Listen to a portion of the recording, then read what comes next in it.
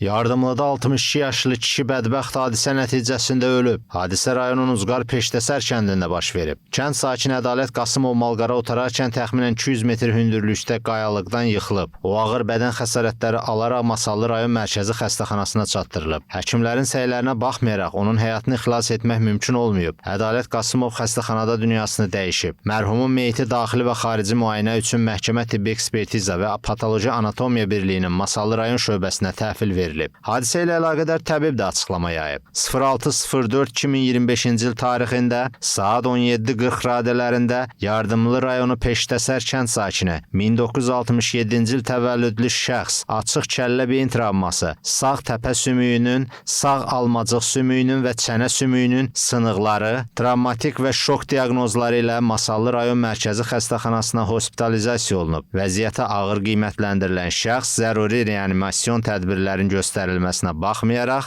07.04.2025-ci il tarixində saat 11:00-da ölüm faktı qeydə alınıb.